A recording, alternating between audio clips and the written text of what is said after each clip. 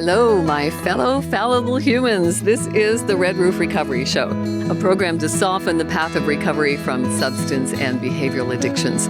First, I want to take a moment to thank my friend and mentor, Russell Allen Scott, for writing this beautiful piece of music for the show. It's called Greatest Bravery. Well, he didn't write it for the show. He gifted it to me to use for the show.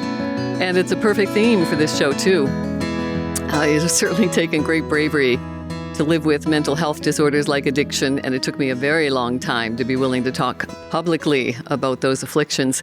My name is Tanya McIntyre, and I'm here with you every week to share my experience around my own recovery from drugs and alcohol. Red Roof Recovery uses a variety of therapy tools to customize addiction recovery with evidence-based solutions, the latest scientific findings, inclusion, and non-judgment. I created Red Roof Recovery to provide not only a unique program for residential recovery, but to also develop a relapse prevention program. And these are all programs that are based on the principles of CBT, cognitive behavior therapy, along with various other tools of therapy. There are hundreds of tools available to help you in your recovery from addictions and other mental health disorders. The key is to find whatever works for you. When you find something that clicks for you, you want to grab onto that and then do more of it, assuming that it's something good for you, of course. And I've found a number of things that I continue to do on a daily basis to maintain my abstinence from harmful substances and behaviors. And something other than cognitive behavior therapy that has helped me is mentorship. I'm very fortunate to have a lot of valuable mentorship in my life, including my best friend, my life partner, my husband of over 30 years, Lance. Hello, my love. Hello, my darling. Thank you so much for being here again. I jokingly said I want you to be a regular because when you're here, I have time to have a sip of my water. So if you have listened to the last episode of Red Roof Recovery, when Lance was here with me as well, he had just made the decision to retire sooner than later. And he did that. He was working in Toronto, and I was living in Godridge, Canada's prettiest town. So when you would leave on Monday morning to go back to the big smoke, as we call Toronto here in Canada, you would leave at around 11 in the morning, and I really grew to hate Mondays, and it was a horrible way to live because you were living all week in a dark, dreary basement apartment, being alone all week, and then going to a job you hated as well. So we did a lot of cost-benefit analyses around that. Every weekend when he was home, I'd say, honey, you want to take another look at maybe the risks and rewards of retiring sooner than later. And when, where are we now? We're April of 2022. You're 63. You're going to be 64 in November. And you wanted to hang on until 65 to get the full pension, but we did a cost-benefit analysis around what that looked like. What was it costing you in mental health? And of course, your mental health is directly linked to your physical health. If one is not going well, the other one is going to be affected. In fact, I think we should stop distinguishing between the two because they are directly connected. And of course, everybody is fearful around financial insecurities, and that's where you got stuck on the cost-benefit analysis. Yeah, that was my biggest fear. I really wanted to retire. As you say, I didn't like the corporate life. I didn't like living by myself all week and coming home and rushing around the weekend, leaving again. You say sit in a basement. I sat in a basement while working. I hardly ever saw the sunlight. It just wasn't. But the fact that, we've started over a couple of times in our married life. And when you're younger, it's no problem. But when you're heading towards retirement age, it's a bit more scary. So the cost-benefit analysis was always the financial. But then there were a couple of episodes where I thought that little light at the end of the tunnel has now become like a flashlight, and then one of my friends passed away, who was actually the same age as you, a few years younger than me. And I thought, and that skewed the cost-benefit analysis into, well, if I don't do it now, I maybe never get to do it. But there was still the financial fear. Absolutely. So let's talk about that fear. There's an acronym for fear: false evidence appearing real. And as you said, we have started over several times. We were wiped out twice. We've lived through 2 recessions. We first got married in 91. That was the recession of the 90s. And then again in 2008. So we have rebounded from that, certainly not fully. And you're right. I mean, my philosopher dad, who I talk about and wrote 2 books now in his honor, he always used to say that life is like a roll of toilet paper. The closer it gets to the end, the faster it goes. And, now that I've reached my 60s, I love this time of life. It's fantastic. However, when I reflect on the last 20 years, it's like a blink of an eye. That scares the bejeebers out of me in many ways, because life expectancy now for women is only early 80s. So, I've got maybe 20 years, hopefully, left. Well, if that's the case, you're outliving me. Before I shuffle off the mortal coil. So that, you're right, that does bring everything into perspective in good ways and bad ways. That the little pinhole, when you're looking down that tunnel of life, has now become a spotlight. Yeah, but during that cost-benefit analysis, which is very useful because it makes you think in a positive way, because you're writing everything down, you can actually see it. You can actually, and it's there physically, and you can look and you can ruminate on it. But part of that fear of the financial side of it for me was that your father and my mother and father got to a certain age and they run out of money. And to see people who are unable to generate an income at a certain age run out of money that's what stuck in my mind. And that was part of that cost-benefit analysis and trying to put the whole thing off. Mm. So you are, you've spent decades with someone who is challenged with substance use disorder. I struggled with drug and alcohol addictions for most of our marriage. And you being the friends and family of someone who is challenged by substance use disorder, alcohol use disorder. We used to call people alcoholics and addicts and druggies and junkies. We don't do that anymore because we like to be politically correct in our language, thankfully. That's one of the things I've disliked about 12-step programs, is that we were encouraged to label ourselves alcoholic, addict. I still love going to AA meetings. Some are great, some are not so great. So find a meeting that works for you, because they're more plentiful, for one thing. And the peer support is exemplary, I find, if you find the right meeting. I have lifelong friends from the nearly 14 years, I think I've been going now. And when I got involved with SMART, Self-Management and Recovery Training out of Mentor, Ohio, I was looking to bring a more secular program to my community, because I was going to a lot of funerals. People who were relapsing in 12-step programs were not coming back. And I was a chronic relapser in the several years that I was spending in 12-step programs. And I knew it was just going to be a matter of time before I didn't come back. And you lived through that with me. Mm-hmm.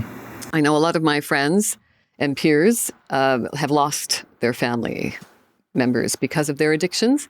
So what was that like for you, talking about financial insecurity?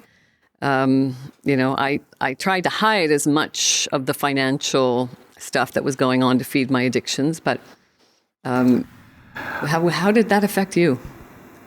I never really worried about it that much when I was working, because being self-employed for most of the time, I just work more hours if there was less money in the bank. So I never really worried about the money side of it. It wasn't until Spain when you basically stopped trying to hide it. Mm. So we should just fill people in. If you're just listening now, Lance and I had an opportunity to move to Spain in 2004 to work with your family, who was in the yacht refurbishing industry in Majorca, Spain. the second largest Balearic island. The largest. The largest. Oh, there you go. Geography is still challenging for me. So everyone thought, oh my gosh, you're going to live on the Mediterranean. How romantic. But you know what? You still take your problems with you. Geography doesn't solve problems. And when I arrived in Spain to find that my two favorite things, wine and brandy, were cheaper than water. Not a good place for me to be. But what was helpful around that is that it helped me spiral downward very, very quickly. Yeah. Yeah. And then you made the phone calls and went into rehab, and I thought, this is great, because even though you were hiding it quite well, I could see, even with the hiding, I could see a progressive spiral downwards. And I always remember when you went away for the month and I went to Seville to pick you up and you came out, I literally thought, I've got my wife back. And it was great. And then, as you put it, there was a series of relapses before you found SMART. Right. So I'm not sure I would have had the wherewithal to stay with someone if the roles were reversed. Not sure I would have persevered. Well, you can't say that. I know. Because you don't know. But that's why I admire you so much, that you hung in there with me. I don't know if I could have done that. As you well know, I mean, if you love someone, you're always trying to help. And it wasn't till about 6 years ago, I think, where you were having your last relapse. And I tried and tried and tried. And I realized that there was nothing I could do. And I encouraged you to give up because I didn't know if I could do it anymore. It's very hard to see someone slowly killing themselves. So that's the one thing I took from that, is the learning experience is to anyone out there that is living with someone who's challenged, is that you got to look after yourself, because if you're not good, you can't, when the person who's going through what they're going through needs help, you have to be able to give it. And if you're embroiled in that whole mess, you're not able to. So stepping away from and looking after yourself and just being there for support when the person comes to the realization, hopefully, that this is going to kill them in the end. I'm so passionate about this topic because it's touched us in very intimate ways, and it's touching a lot of families, especially now during this 2-year pandemic. Suicide rates, addiction rates have tripled. Lots of overdoses happening. And I am creating a family and friends. I'm lucky that I found a physical place to have in-person meetings with self-management and recovery training for family and friends. And I'm so passionate around this is because there can be miracles happen in families when family and friends get the support that they need to get them through the challenges of dealing with someone suffering with addictions. And I've seen it firsthand from a family. So I know that it can bring miracles to families, for the family and friends to reach out and get the support, because, as you said, there was nothing you could do to help me. And the airplane analogy comes into play there. Very much so, yeah. And it's not selfish. It is self-care. When you're traveling in that metal tube and the cabin pressure changes during the flight, and if the oxygen mask falls down from the ceiling, we are instructed that the mask has to go on yourself first before you can save anybody else. And that's the message with family and friends meetings from self-management and recovery training, is that you need to put the mask on yourself first. You need to help yourself first. And a lot of people have a difficult time doing that. It's extremely difficult. I mean, when we did the friends and family pre-COVID, and we had people come in, And the first question is, like, I'm doing something wrong. I can't help this person. It's all about the person without the problem, trying to sort out the problem for the person with the problem. And you can't do it. And that's what people have to realize. I mean, I think everyone in the situation that I found myself in would do the same thing. You beat yourself up. Like, you ask, why is this person doing this? Am I not treating them right? Am I not loving them enough? Why can't I help? These are all questions that you ask yourself. And you have to come to the realization that you don't have a problem. Your partner, your friend, your loved one, they have the problem. And the only thing you can do is be a comfy place for them to fall when they need help. So and look after yourself. Yeah, what was that catalyst? What invoked that change for you? It was when we were in Rotan, and you'd had a little bit to drink, and I think it's been pointed out a few times that when you were drinking, you had quite a sharp tongue. Mm-hmm. And I was walking. You'd gone back to the room, and I was walking down to the seafront with a couple of your sister's old acquaintances that knew you from years before, and they'd seen you sober and thought you were great. And then they said to me, "There's the Tanya we remember."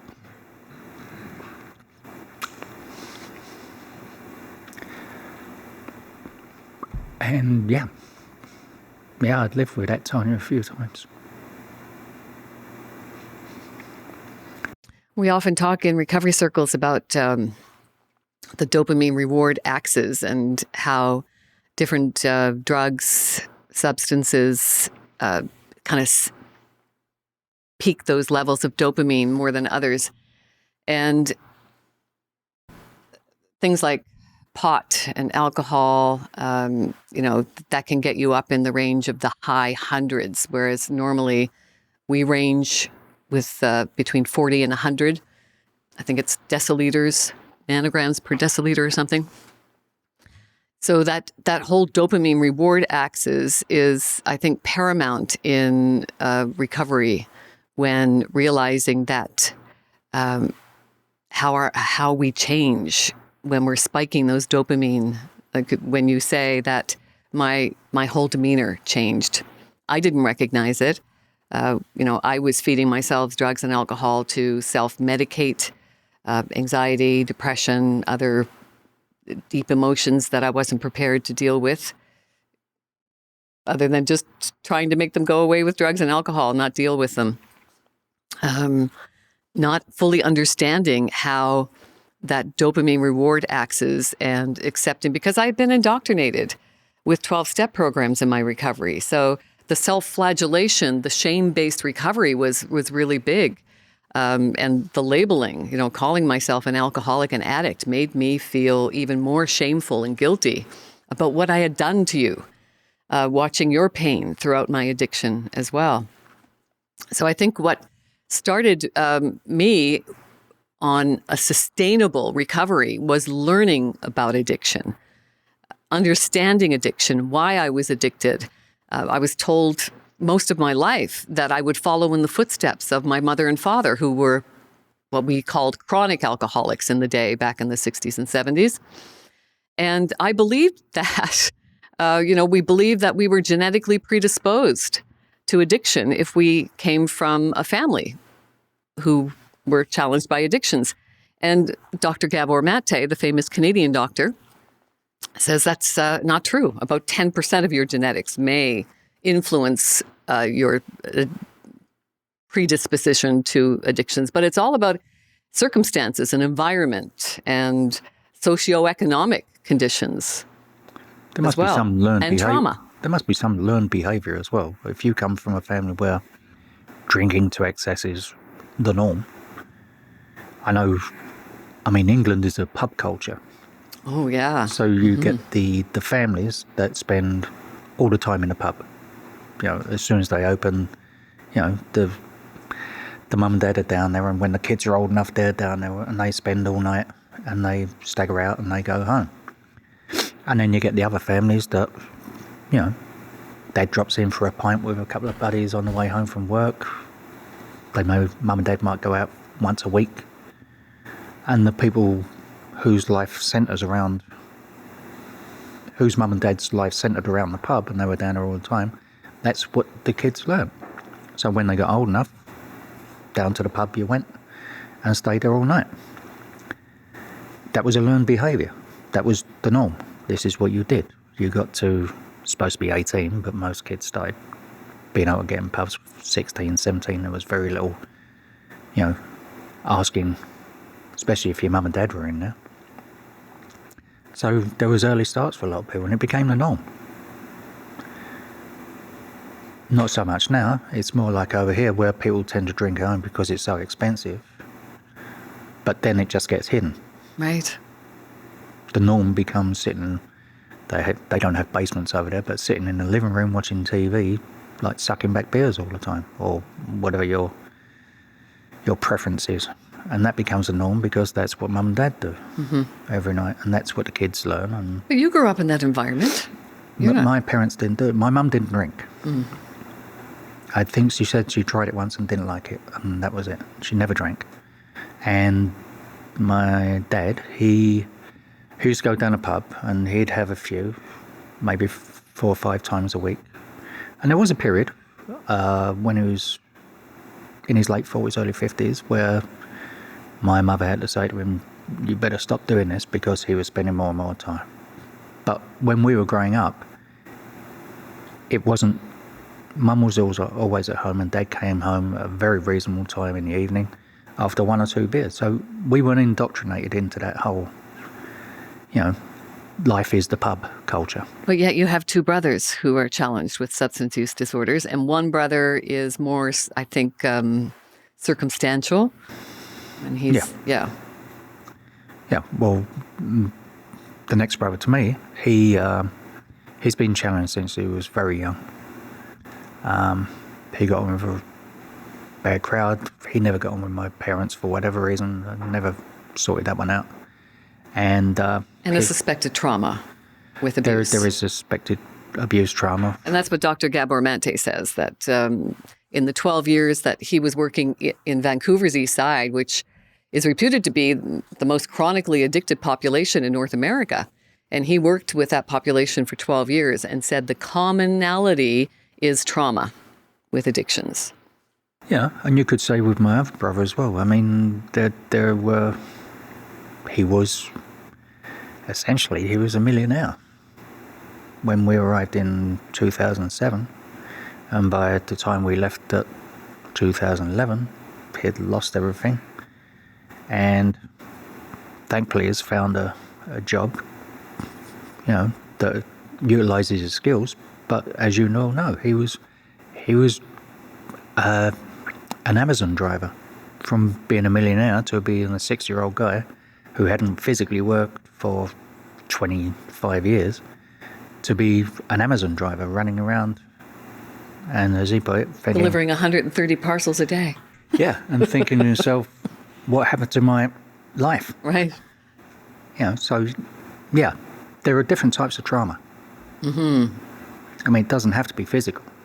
There can be mental trauma. Getting divorced. I went for a very bad period when I got divorced from my ex-wife. And it was vanity that shook me in. I'd spent 10 years bodybuilding. And when I got divorced, I spent all the time down the pub. I took the money from work as redundancy. And I woke up one morning 3 months later, and that body that I spent 10 years trying to perfect was totally shot. And I thought to myself, what am I doing to myself? So I quite easily could have staggered down that path. But I was too vain. Good thing. So I started to talk about the dopamine reward axis and didn't finish the thought, which happens to me a lot. So when we talk about people who are into the heavier stuff like heroin and meth, then you get your dopamine levels spiking over 1,000, like 11, 1,200, where our normal levels are between 40 and 100 nanograms per deciliter. So when you start spiking up with the heavier drugs like meth and heroin to 1,200 nanograms per deciliter, and suddenly you've got that drop when you lose the drug and that boost, that's when you start getting into primal actions like stealing from your grandma, right? We've heard those stories of family members stealing.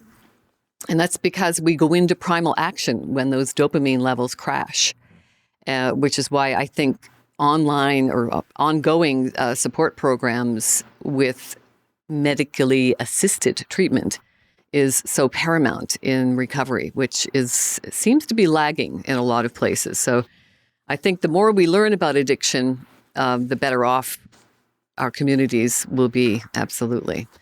So thank you for persevering with me, Lancelot, through my drug and alcohol addictions. It's been worth it. Yeah, hanging in. And it's the biggest challenge for family members. So I'm thrilled to have a SMART, self-management and recovery training, family and friends in-person meeting every Sunday from 12 to 1 o'clock at the St. Vincent de Paul thrift shop in Canada's prettiest town of Goderich, Ontario. So you can find meetings near you on the Smart Recovery website, smartrecovery.org, and I highly recommend you do that. Thank you so much for being here. Thank you for listening. You are an integral part of my recovery path, and it means everything that you hang out with me for 30 minutes a week. Thank you.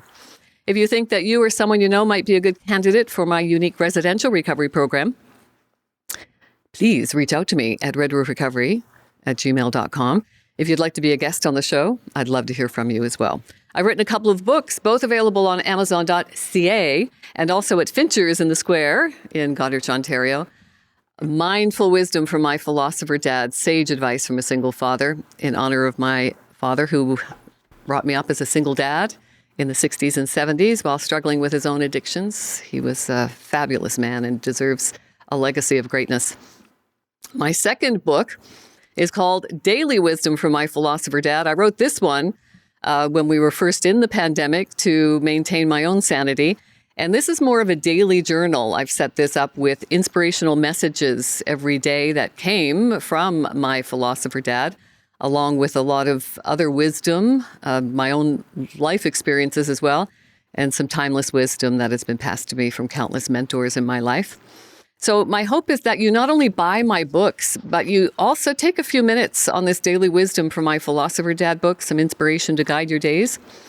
Because when you take some time to reflect on these inspirational messages